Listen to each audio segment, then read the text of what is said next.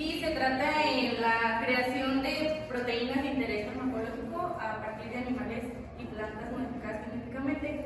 Nos quedamos en este método, que son virus como vectores de transfección. Los virus tienen la capacidad de reconocer células hospedadoras para su expresión y replicación y para la formación de viriones. Y los viriones es la partícula infecciosa del virus. Esta característica los ha vuelto de interés en el área de la modificación genética para usar los virus como vehículos de transferencia de transgenes. Y el último método es la transferencia somática nuclear. Este método consta del reemplazo del núcleo de una célula huevo recién fecundada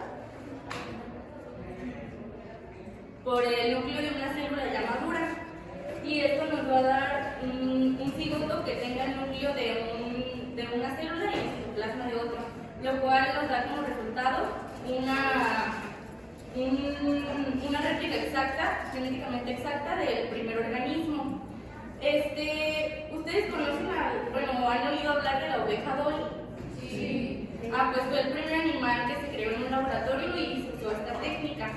Aquí tenemos estos dos monitos que son gemelos que tienen un ADN completamente igual y fueron los primeros primates que se lograron realizar con la transferencia somática nuclear.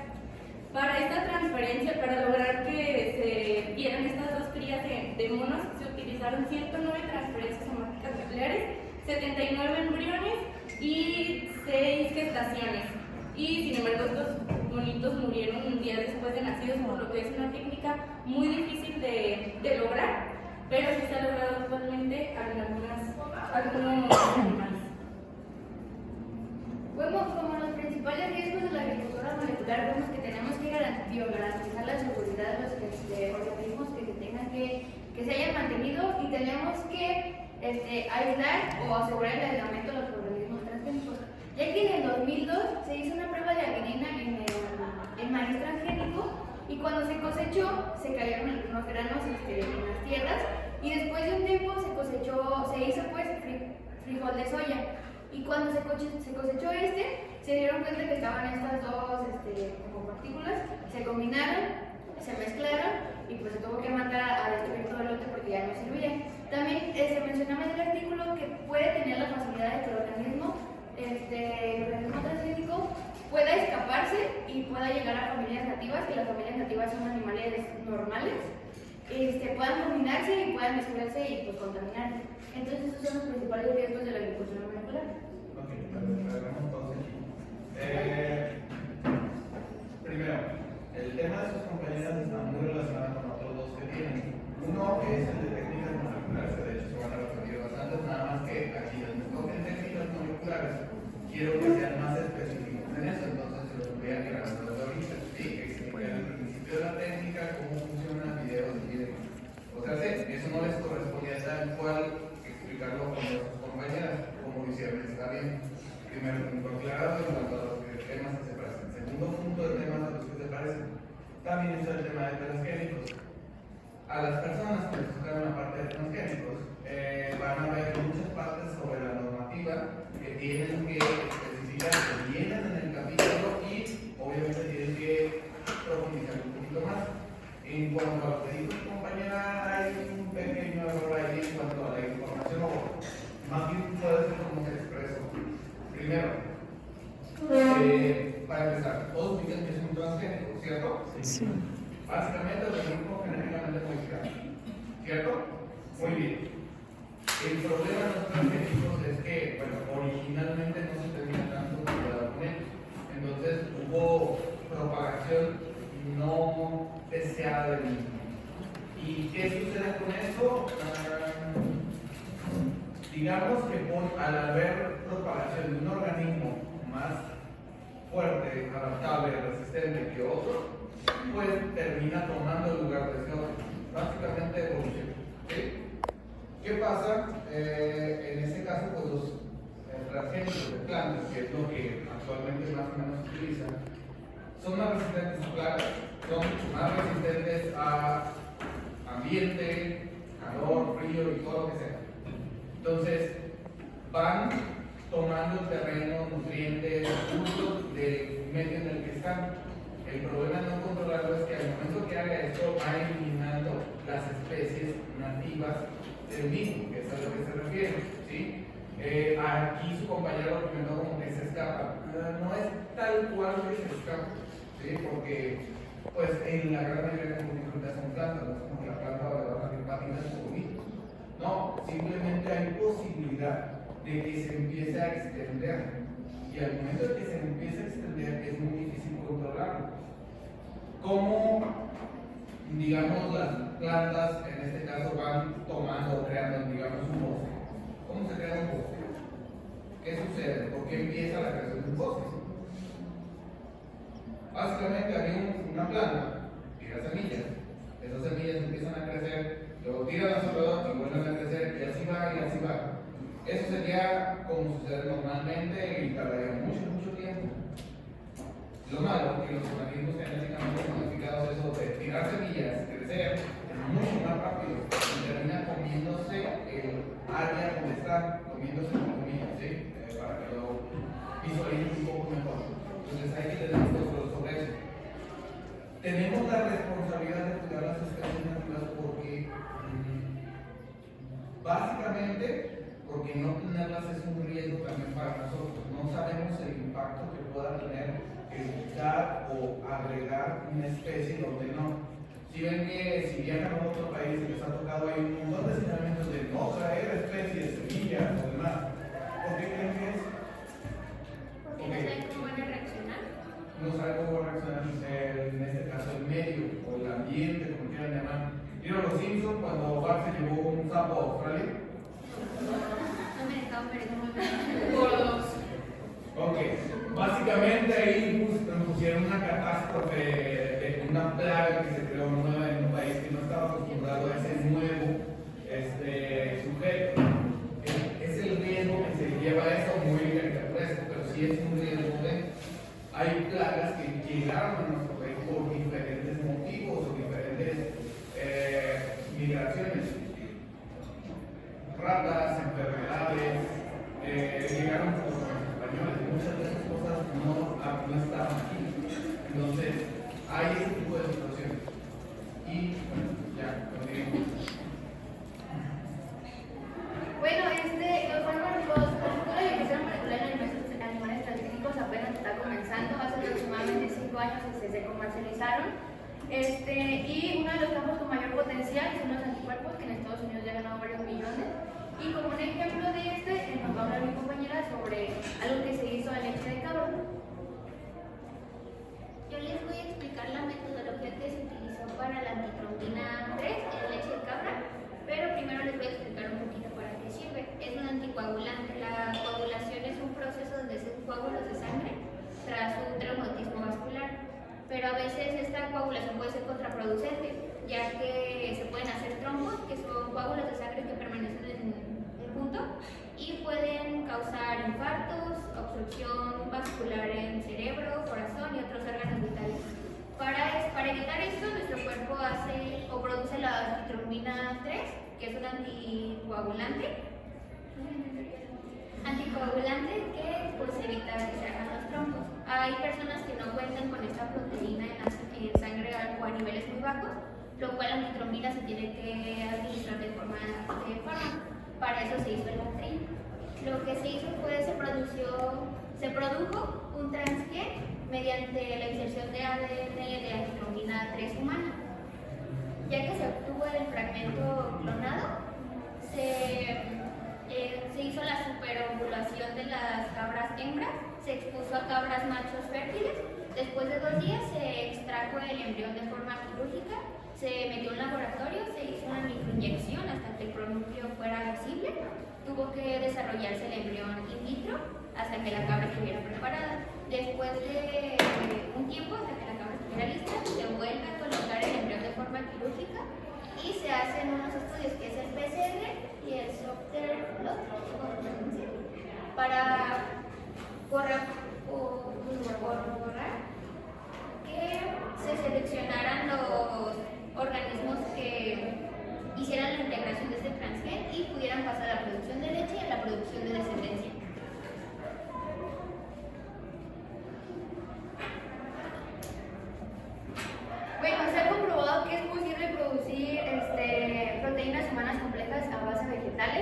Entonces el futuro de esto nos dicen que pues ojalá que se pueda producir aún más complejas y estas necesiten la presión y pues puedan modificar las vidas de las vías metabólicas de los organismos.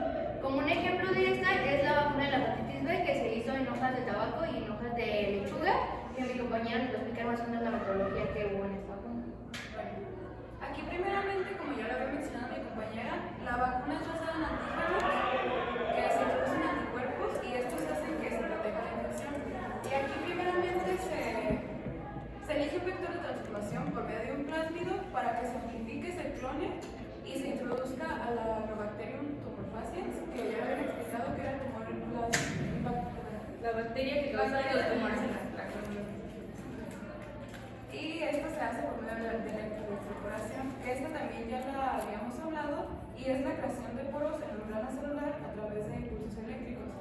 Como segundo paso, se seleccionan las células transformadas en un medio selectivo. En este caso se usa el MST, que es un medio evolutivo vegetal. Por esto, posteriormente se siembran las plántulas. Después se extrae el DNA genómico de las células para someterlos también a pruebas PCR y Suture-Blot para confirmarse que se haya incorporado el DNA del Agrobacterium a la planta. Después, el contenido de los antígenos se analiza mediante el método ELISA para ver si se desarrollan los anticuerpos. Y posteriormente, el contenido de los antígenos se someten las hojas a técnicas de laboratorio para detectar qué proteínas tienen, que esto también ya vimos que con eso se causa la vacuna. Y por último se utiliza la hoja a diferentes temperaturas y antígenos en las plantas para observar si se desarrollaron las plántulas en la misma. Y por esto se podría decir que es una vacuna eficiente.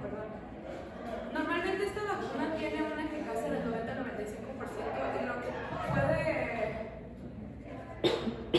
y lo que puede hacer que no tenga eficacia son las personas o pacientes que tienen inmunodeficiencias. Bueno, en los últimos años se han descubierto varios genes en los alimentos que dice que más allá del interés nutricional que tienen los alimentos, hablamos de los alimentos funcionales. Los alimentos funcionales son aquellos que tienen como un objetivo específico en el organismo que pueda favorecer bienestar y que para próximos años no haya la posibilidad de que puedan padecer enfermedades a largo plazo. Y como un ejemplo de esto que tenemos que ver en nutrición, porque nosotros como nutriólogos vamos a estar en contacto con pacientes que tengan diabetes, es la insulina. La insulina es el primer producto comercial que se obtuvo transferencia de genes. Antes se le sacaba del páncreas, del hígado, la insulina y de algunas vacas que estaban específicamente para la industria de la alimentación. Pero ahora con la biotecnología se sacó de las bacterias E. coli y mi compañera más o menos va a explicar el procedimiento de cómo la insulina surgió de las bacterias. Primero, para preparar, les voy a mencionar cómo se preparan las bacterias. La producción de insulina empieza con medio gramo de bacterias E. coli que son aptas para la producción de insulina. Los microorganismos empiezan a duplicarse rápidamente y replican su número 20 cada 20 minutos aproximadamente. Cuando el tubo en el que están se llena, se va cambiando uno más grande hasta que llegan a llenar un recipiente muy grande. Estos microorganismos necesitan agua, azúcar, nitrógeno y sal para crecer, y además se le agrega un aditivo al caldo bacteriano para evitar que se contamine. Después de varios días de reproducción, las bacterias E. coli ya están listas para empezar a producir insulina. Y les vamos a presentar un video de cómo se selecciona para que lo entendamos mejor. Bienvenidos. En este vídeo aprenderemos cómo se utilizan las bacterias transgénicas para la producción de hormonas y bioremediación. Vamos a ello.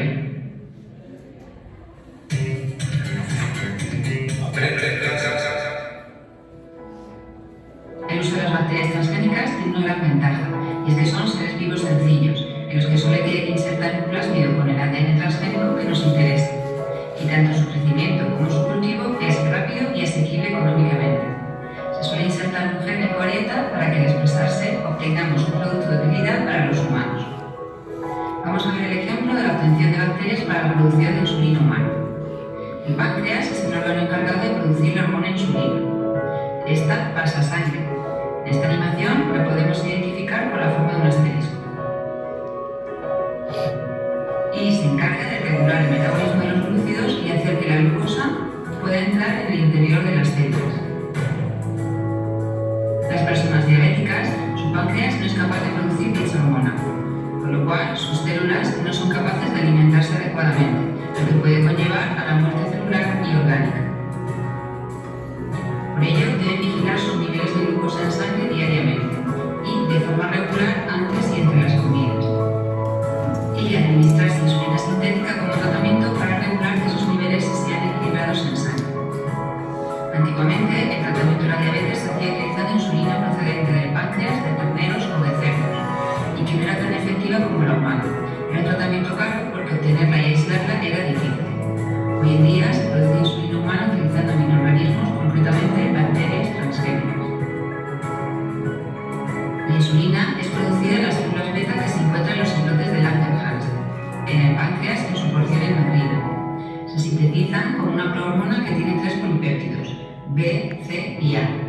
Al activarse la prohormona, el péptido C se desengancha quedando los péptidos A y B unidos por puentes disulfuro y haciendo que la hormona quede activa y lista para actuar. En la producción artificial de la hormona se utilizan 2 cepas distintas de E. coli, que sintetizarán los polipéptidos A y B. Posteriormente, se aíslan ambas cadenas y se unen por procedimientos químicos dando la insulina. ¿Cómo se consigue una bacteria transgénica que produzca la hormona? Primero elegimos el vector, es decir, la molécula en la que se introducirá el gen que se va a clonar. En este caso será un plásmido bacteriano. En segundo lugar, se localiza la región del ADN humano donde se codifica para los polipéptidos A y B de la insulina. Se cortan de su lugar de unión y se extrae el ADN del núcleo por mesis celular. En tercer lugar, se corta la secuencia del vector en el plásmido y el ADN humano aislado por una misma endonucleasa. Para ello se utiliza la misma enzima de restricción, consiguiendo así extremos cohesivos idénticos. Después, hay que unir los plásmidos a los fragmentos de ADN con ayuda de una ligasa, y así obtenemos una molécula de ADN recombinante. Ahora se debe insertar el ADN recombinante en la bacteria hospedadora. Para ello, los plásmidos se mezclan con las células hospedadoras con el fin de que las bacterias los incorporen. Ahora hacemos que crezcan y se reproduzcan las bacterias utilizando un medio de cultivo. Como sabemos, no todos los plásmidos podrán incluir el ADN que nos interese, solo algunos. Por ello es necesario seleccionar la bacteria que sí tiene el plásmido recombinado. Para eso se les suele insertar un gen de resistencia a antibióticos. Así será fácil seleccionar las colonias que hayan incorporado el gen y se eliminarán las colonias no recombinantes. Posteriormente, se utilizan medios de cultivo para la producción industrial de la insulina. Otra de las grandes... Venga, así es como se crea la insulina ahora.